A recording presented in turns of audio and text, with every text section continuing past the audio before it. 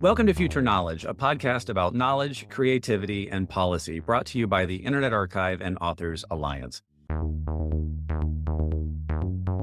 We all do this. We offer up our email addresses to get into news sites. We do two-factor authentication by sprinkling our phone number around all kinds of spots on the web. We might even share our personal biometric data with our shopping app to buy a new pair of pants. We're telling the machines everything about ourselves, but who all is listening? Hi, everyone. I'm Chris Freeland, and I'm a librarian at the Internet Archive. I want to welcome you to today's book talk. In The Secret Life of Data, authors Aram Sinreich and Jesse Gilbert explore the many unpredictable and often surprising ways in which data surveillance, AI, and the constant presence of algorithms impact our culture and society in the age of global networks. Today's conversation will be led by tech scholar Laura DeNardis, author of the classic text, The Global War for Internet Governance. And now, as we get started here today, I'd like to welcome Brewster Kahle, the Internet Archive's founder and digital librarian. Thank you, Chris, and it is wonderful to be here. And this is the subject everyone is talking about, is the AI opportunity. What's happening with our data, and are we getting overrun? And also sort of what are the roles that are being played by, well, large publishers and data miners and the like. So this is a completely timely talk. I'm really wonderful to be able to hear this. I'm also would like to cite a book that is open access from Aram that's from University of Massachusetts Press, The Piracy Crusade, which is unfortunately all old things are new again. It's about the music industry lawsuits. So I'm really happy to hear what's going on in this book.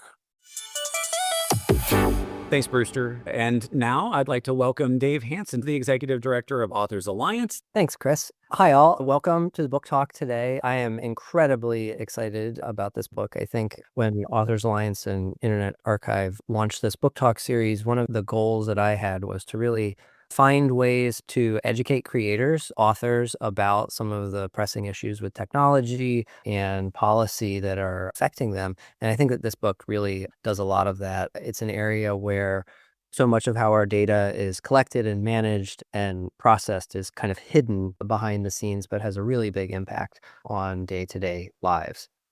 Now I get to introduce our speakers. And this is kind of an all-star cast as well. First, I want to introduce Dr. Laura DeNardis, who is professor and endowed chair in technology, ethics, and society, and director of the Center for Digital Ethics at Georgetown University in Washington, D.C.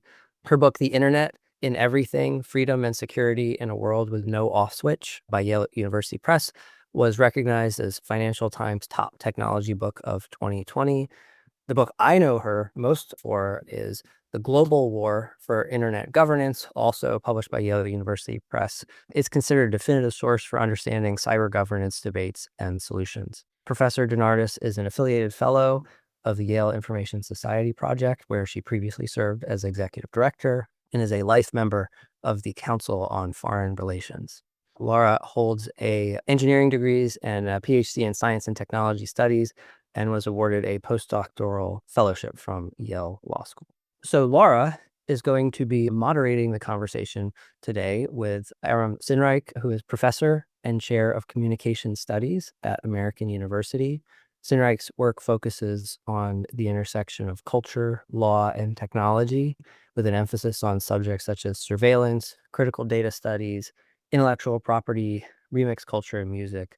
He's the author of 5 books, and of course, what we're going to hear about today, the forthcoming Secret Life of Data. He has appeared in a lot of publications that are familiar to you, such as the New York Times, Billboard, Wired, Daily Beast, and Rolling Stone. He holds a MS in journalism from Columbia University and a PhD in communications from the University of Southern California. Our co-author with Aram is Jesse Gilbert. Jesse is a transdisciplinary artist working at the intersection of image, sound, and code, creating flexible frameworks that are activated in live performance via networked interaction or in installation settings. He was the founding chair of the Media Technology Department at Woodbury University and has taught interactive software design at Cal Arts and UC San Diego. So as I said, we have a pretty all-star group, and I think those introductions give that away. So I am going to turn it over to Laura. Well, thank you so much, Dave, and hi, everyone. It's just wonderful to join this discussion. Congratulations to Aram and Jesse on the launch of your new book, The Secret Life of Data. I thought it might be nice to start if you could read a little bit from your book. I was just drawn into the thesis and also into some of the tensions that are inherent in the book in that opening story about Joseph DeAngelo. Would you mind reading a little of that? Sure thing. Thank you so much. We're very excited to be here. I'm going to read from the introduction to the book. In 2018, a violent criminal who had terrorized California residents for over a decade was finally brought to justice more than 30 years after his last known crime. Joseph James DeAngelo, a former police officer, was arrested by Sacramento County Sheriff's deputies and charged with a dozen murders attributed to an elusive figure previously known only as the Golden State Killer. After troves of genetic evidence were presented at his trial, DeAngelo pleaded guilty to 13 counts of first-degree murder and was sent to prison for the remainder of his natural life. According to news coverage at the time of DeAngelo's arrest, the long cold case had finally been cracked thanks to technological advances. Old DNA samples were analyzed using modern genetic profiling techniques, and the results uploaded to an open-source genealogy website called GEDmatch, where investigators homed in on the killer's identity by tracing his family tree through profiles posted by other users on the site. Data was hailed as the hero in this case. Without the invisible strands of ones and zeros strung between our bodies, our identities, our markets, and our law enforcement system, justice would never have been served and the Golden State Killer would have remained at large. Even if genealogy websites weren't built for the purpose of aiding in criminal justice, outcomes like this have been trumpeted as examples of how new methods of data collection, storage, and analysis could make the world a better place by bringing clarity and accountability to antiquated systems hindered by guesswork, bias, and obscurity. Quote, "It is fitting that today is National DNA Day," District Attorney Anne Marie Schubert said at a press conference announcing the arrest on April 25, 2018. "We found the needle in the haystack." Yet, while many rejoiced at DeAngelo's capture and conviction, not everyone found comfort in the investigators' methods. As soon as the news broke, technology ethicists and civil rights advocates began to raise concerns about the broader implications of using ancestry databases to track suspected criminals. Should law enforcement have free rein to use DNA matching techniques in all cases, even those involving nonviolent crimes? Without adequate regulatory and judicial oversight, could techniques like this be used in a sloppy or even malicious fashion, potentially implicating blameless suspects? Should users of open-source databases like GEDmatch be informed that their contributions might unwittingly make them genetic informants on their innocent family, as attorney Steve Mercer of the Maryland Public Defender's Office framed it in a USA Today interview? The legal and ethical waters became even muddier in 2020 when a Los Angeles Times investigation revealed that the official story about DeAngelo's identification and capture had omitted some important details. For one thing, law enforcement investigators didn't collect data only from the open-source GEDmatch site. They also obtained data using a fake account on the private genealogy service Family Tree DNA, a potential violation of the company's terms of service. Additionally, police collaborated with a civilian geneticist who used her personal account on another private service, MyHeritage, to upload DeAngelo's DNA and explore his family tree without notifying the company of her true intentions. None of this data collection and analysis was undertaken with a warrant, which means that contrary to the pledges they'd made to their customers, Family Tree DNA and MyHeritage shared personal genetic information with the police even when they weren't required to by law. Despite these revelations, many people still believed the benefits of this foray into an ethical gray area were worth the risks.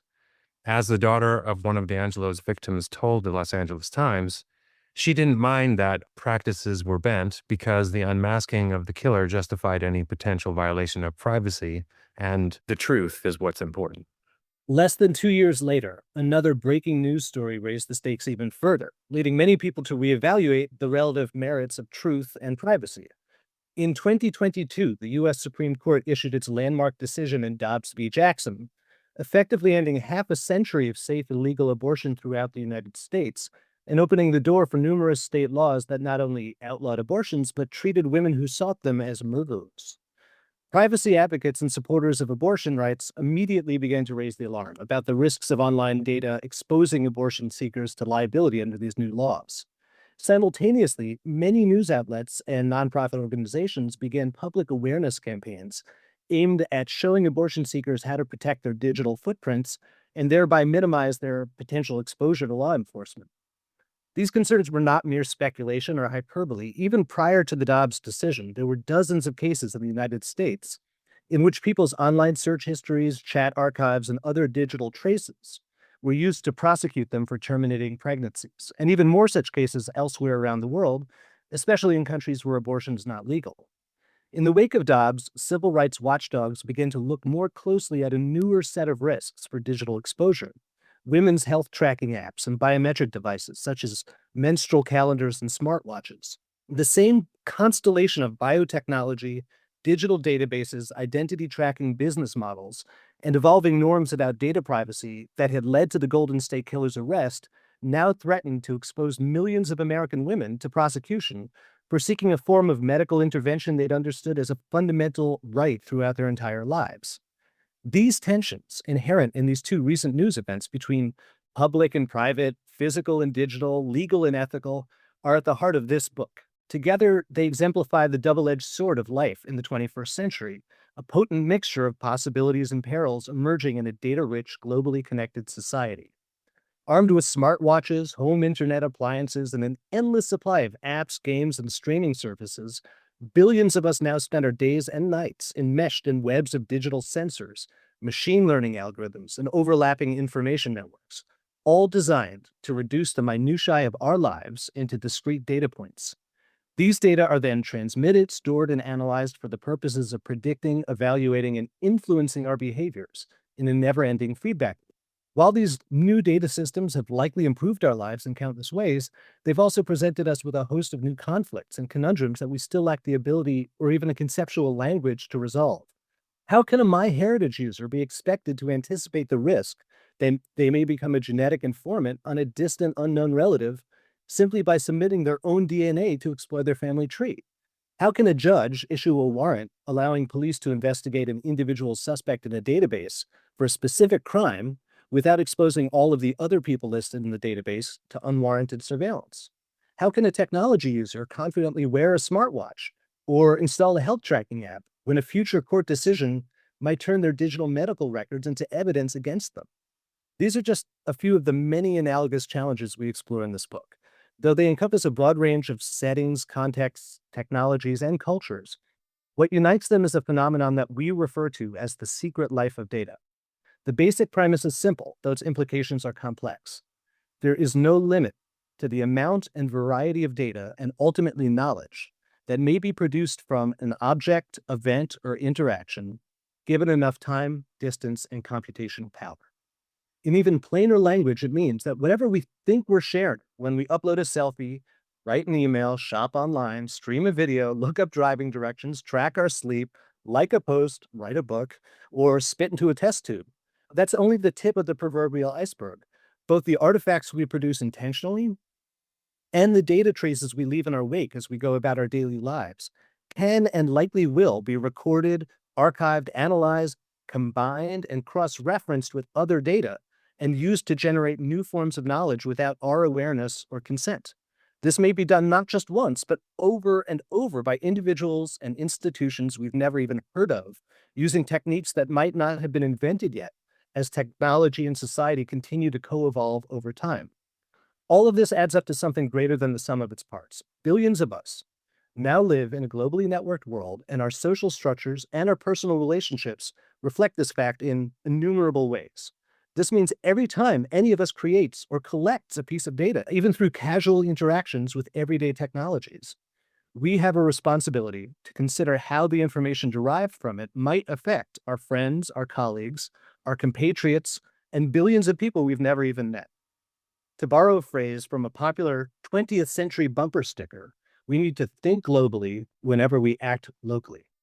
Thank you so much. Yeah, it's a great way to start the book, and so much comes up in this. But isn't the problem sometimes not that data is found, but that data is lost?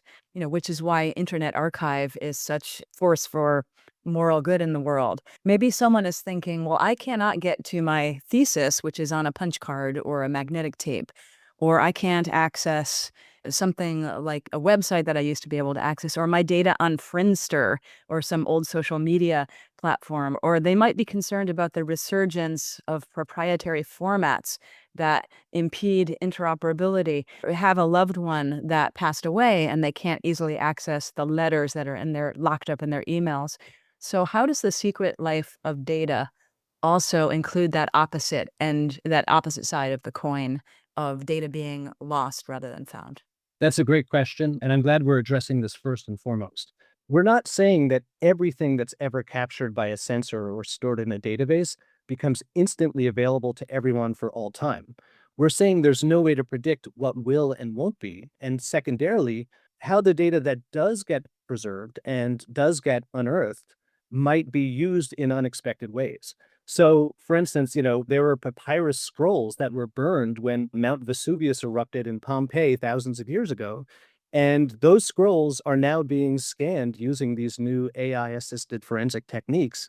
And new poetry that people have not known about for millennia is now entering into the public domain. And interpersonal letters inscribed with cuneiform on clay tablets are being dug up and reinterpreted and scanned with high powered forensic equipment. So you might not be able to recover your Friendster profile today, but that doesn't mean that somebody 50 years or 500 years from now won't be able to recover your Friendster profile. And who knows what kinds of intelligence may be derived once they do. Fortunately, I never had a Friendster profile, so I should be good. But did climb Mount Vesuvius recently and toured Pompeii, so that's a very, very interesting example. Now, Chris started with a discussion, and you also picked up on this, of how we all share so much information. But what's really clear in your book is about how people who have never, who don't share, they're not on social media, or they don't, promiscuously share information about themselves in other ways, but they're still affected by buying groceries or carrying on other everyday activities. Would you mind sharing a little bit about that? Sure. I mean, I think it's an important point and one that we address in the book, which is really to say that there isn't an opt out at this point for this process. We have to acknowledge a couple of things that are sort of precursors or presuppositions to the argument. One is that we're all carrying, mini computers around with us. Many of us are. We are tracked via that for our location, for our interactions, for our purchases, for our likes and dislikes. And we are also surrounded by what we would call ambient computing, right? Where we have CCTV camera feeds, we have facial tracking databases, we have all number of ambient devices that are actually recording and moving with us through our daily lives that are producing data out of the past that we take and the decisions that we're making. And I think that the bigger picture that is also raised in the introduction is that not only are the data that we produce being mined and the information being pulled from that, but they're being correlated with others. They're being correlated with other people's movements, with other people's decisions. And that correlation is something which is highly valuable from a business case. But I think that it raises the questions, as we said in the text, of how do you, wrap your head around the implications of your decisions when this actually has much broader implications for even people that you don't know or that may have passed through the same space or may have similar politics or, buying habits or medical conditions that you do. These are all questions that I think we have to ponder as we think about what has been created. Absolutely. And the stakes for privacy are so clear in the book, but there are other societal issues at stake that you raise in the book. And I was wondering if you could pick one of those and share it. Well, we think of that in terms of scalar. So the secret life of data, because we live in this, as Jesse said, this kind of environment of ambient computing and ubiquitous networks, it affects our lives from the biological to the global. So we interview disability rights activists in the book who talk about how their insulin smart pumps change their relationship to their bodies. And we talk to experts about the way that social media inserts itself into our interpersonal relationships such that we're always have kind of one eye on the likes while we're doing the business of liking one another. And it affects the institutions that we work for, whether our places of business or our schools, by inserting quantifiable metrics into the process of teaching and learning and reaching our productivity goals and self-actualizing our careers. And it affects our democracies, at the national level by datafying the process of choosing our leaders and interacting with our elected officials and the people entrusted with the infrastructure of our society. And it affects our relationship to the environment at large. And there are these like global sensor nets that citizen scientists and professional scientists are using to keep track of ocean acidity and forest health and extraterrestrial objects passing through our solar system. And all of these different scales are being fed into databases that correlate with one another and build these incredibly complex images of the world that we are interacting with on our daily basis. Excellent. Now, people may not know something personal about the two of you that I know, and that's that I think you met on the first day of ninth grade. Is that right? In a New York City School for Science and Technology. And then you both came of age during the dot-com boom when there was a tremendous amount of excitement about technology and the internet in particular. I was wondering if one or both of you would tell us what has surprised you the most about how technology has evolved. And I think people would love to know also, how did you embark on this book together? So yes, we met at Stuyvesant High School in 1986, and we've been really engaged in this conversation in one form or another since that time. Obviously, we couldn't have predicted the development and the proliferation of global information networks at that time, but we did live through the birth of the internet, and both of us have made careers in one way or another in relationship to that development. I think that in response to the question of what has been surprising. So there are a couple of things. I'll cover one of them, which I think, as Aram kind of alluded to, we interviewed dozens of experts that we brought through the process and really tried to get inside the way that they think about their discipline, their medium, and how they frame some of the problems. And we decided at a certain point to have a kind of, rough script of that interview, where at the end of it, we asked all of our experts to put themselves in the position of being a supervillain and thinking about what it was that, they would do with the knowledge they had in order to effect maximum harm, which is probably not a typical interview question.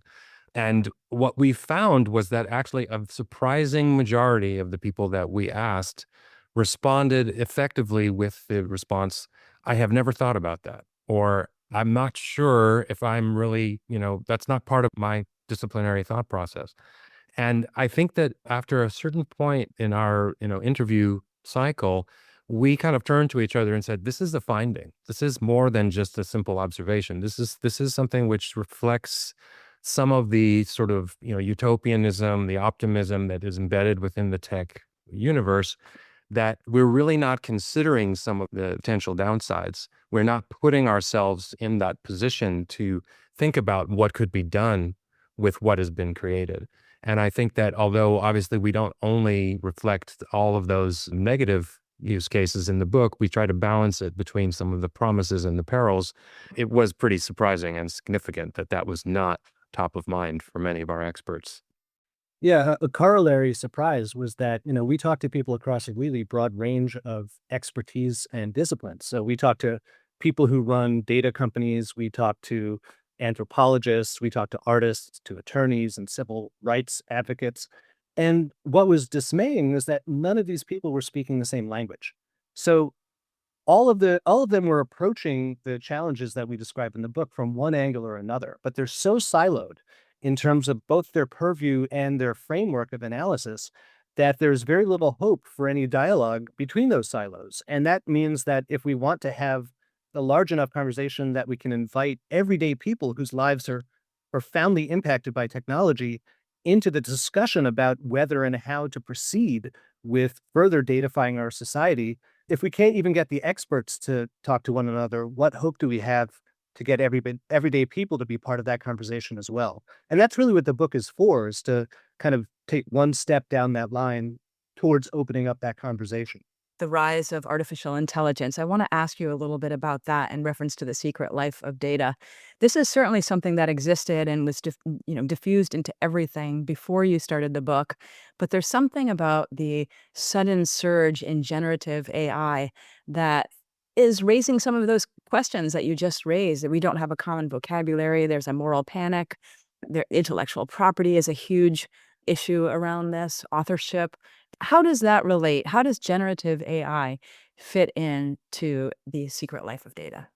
It's kind of like asking, like, how does electricity fit into the process of building a society, right? Generative AI has so many potential applications that there's no, like, any hot take that you hear about it's going to be garbage because it's going to be ignoring 99% of those applications. So you mentioned intellectual property. Obviously, there are a bunch of lawsuits right now with plaintiffs like the New York Times suing OpenAI for using their articles without permission or payment as part of the machine learning data set.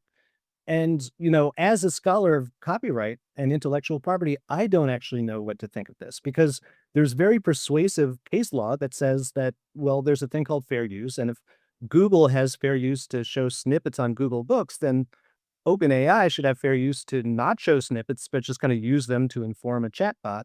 But on the other hand, there's this massive transfer of wealth where the people who generated all of this valuable cultural information aren't being paid for it. And these, hyper valuated AI companies are just stocking up billions and billions and billions of dollars of valuation and potentially making very lucrative contracts to use that tech and not paying any of it back. So that's like one tiny sliver.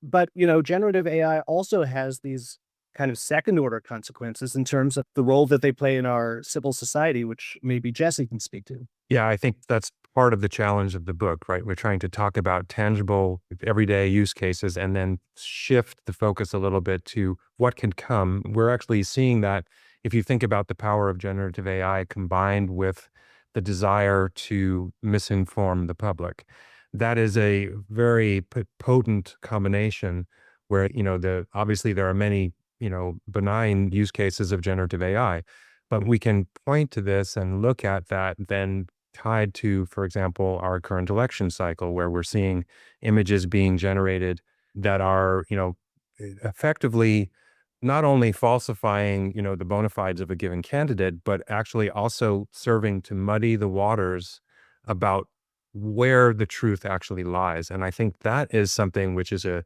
very interesting, longer term, second order type of effect that generative AI can have.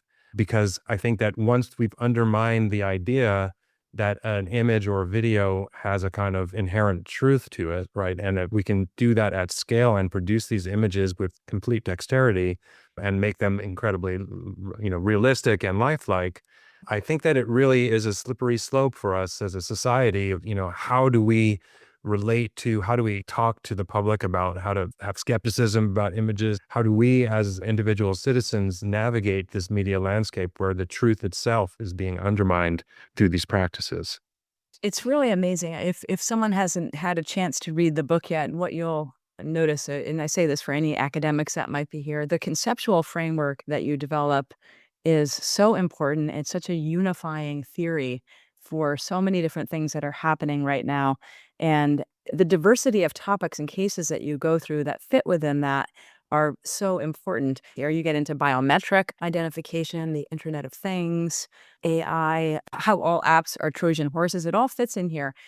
The thing that doesn't fit as much with the others in my mind, but perfectly fits in the conceptual framework and really stands out is genetic information. And I was wondering if you could talk a little bit about some of the moral issues around genealogy data. Just tell us a little bit about the moral considerations and if there's something that you want to say to people about what they can or can't do. Sure. It's actually really well captured in the contrast between the story we told in the introduction about Joseph James D'Angelo, the Golden State Killer, and another case that we profiled in the book, which is about a graduate student who found out that she has a sibling that she never knew about. Her father, before she was born, had fathered a child. The mother didn't inform him and moved out of town and cut off all relations. And it was only because the daughter, whom we interviewed, uploaded some information to one of these genetic databases that she found out she had the sibling. Now, the father himself had not. So he was put into this no-win situation where he had never consented to be genealogically profiled, but all of a sudden he was confronted, and he was a deeply religious person who has very strong spiritual feelings about out of wedlock childbirth. And he was just informed out of nowhere that he had done precisely that thing 30, 40 years prior. And so our interviewee, the young woman who found out that she had a sibling, went through a really interesting process of grappling with that ethically. Like at first, she was kind of overjoyed to find out that she had a new family member and there was love in her heart. And then she felt kind of bad for her father for being confronted with this moral and ethical dilemma.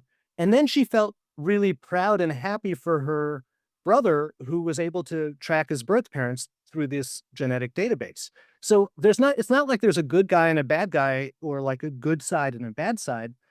We are presented with these conflicting visions of the good through our inexorable connection through these databases.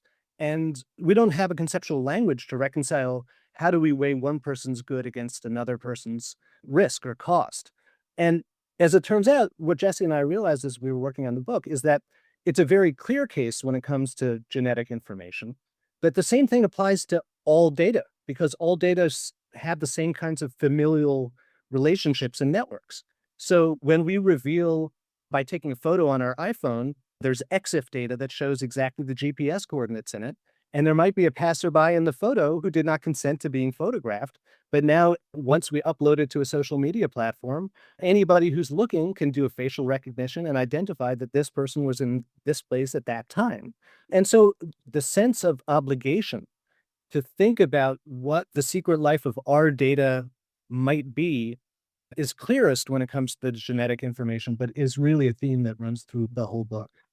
And just to add briefly to that, to build on the photograph example a little, we're at this point in the society where we have to make some collective decisions about our, shared ethics around this. So, for example, we know now that all of the photographs that have been posted to social media sites for many years have been fed through a missing children's database.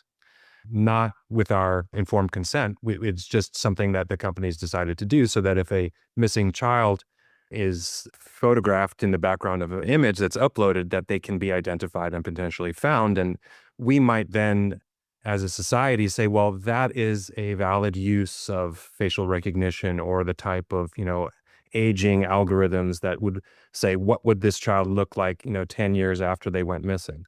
Because we think that we're addressing a potential societal harm there. But it is an ethical, legal gray area, I think, as to whether or not those companies had an obligation to inform us. We might give them the pass on this one, but where does that line exist with any number of other decisions that are being made about the data that we upload? That's a dramatic example of one where we might say, we're okay with this invasion of our privacy, but what others are there that we might not be? Well, then there's like the third order consequence, right? Which is, so they build the infrastructure, both technologically and institutionally, to scan social media photos for missing children and to age them up so that they can identify what they might look like today. And then those same technologies are sold into law enforcement agencies, which create, based on genetic evidence left behind at a scene, a projected phenotype profile of what a suspect in a crime might look like. And then they apply that profile to facial recognition algorithms and scan historical footage of public events.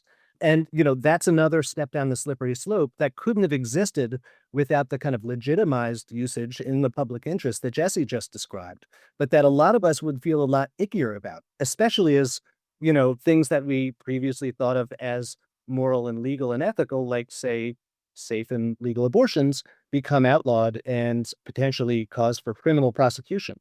Absolutely. This ethical gray area that you describe is not only external and about our relationships with society and law enforcement and each other. There's also a deeply intimate and internal concept that you raise in the book about how we see ourselves differently through the devices that we use and the data.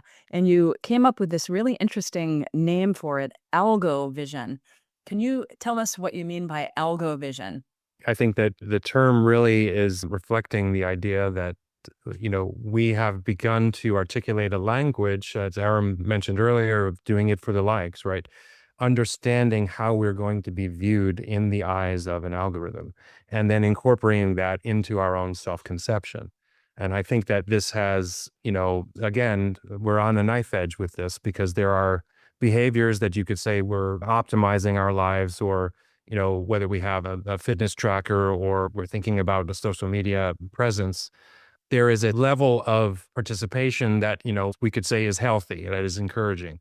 But then we've also seen, for example, the pressure, if you think about the popularity of plastic surgery in relationship to our ubiquitous presence on streaming conferencing platforms such as this, that there's actually a significant finding that many plastic surgeons have reported that their incoming patients are actually requesting plastic surgery because they don't like the way they look on these type of platforms.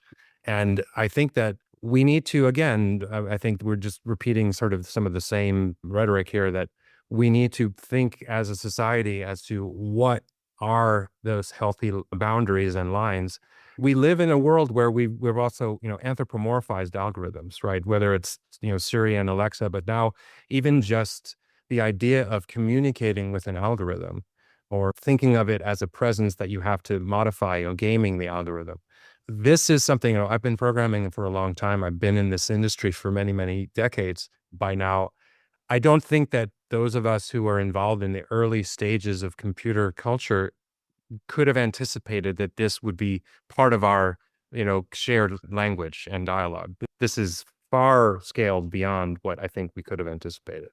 Even science fiction images of the role of artificial technology in artificial intelligence in the future, like, didn't account for that, right? Like, in 2001, Dave doesn't get awkward around Hal's ubiquitous eye, right? He just kind of goes about his business, picks his nose, eats his food, washes his socks.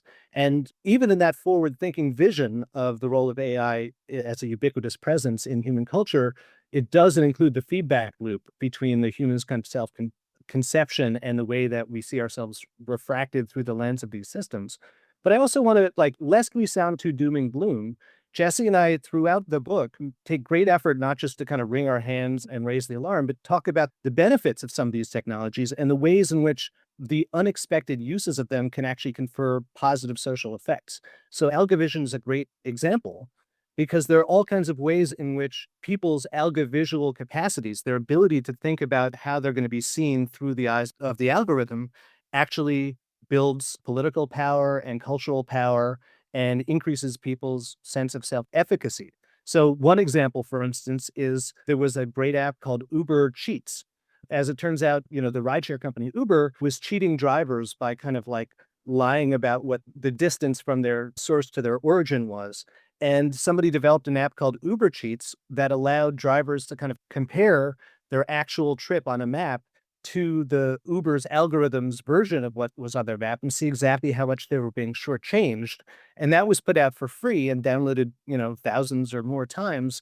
And it's this kind of communal resistance to the algorithmic gaze that can only happen through internalizing that gaze that makes AlgoVision into both a vulnerability, but also kind of a superpower. And we take great pains to show both sides of that coin in the book. I think you do. And why don't we invite Dave in? Yeah, thank you both. This was a phenomenal conversation. We are getting close to the end. I want to turn to Laura. Thank you so much for moderating this conversation. If you have any last concluding thoughts or questions, I'd like to invite you to go ahead.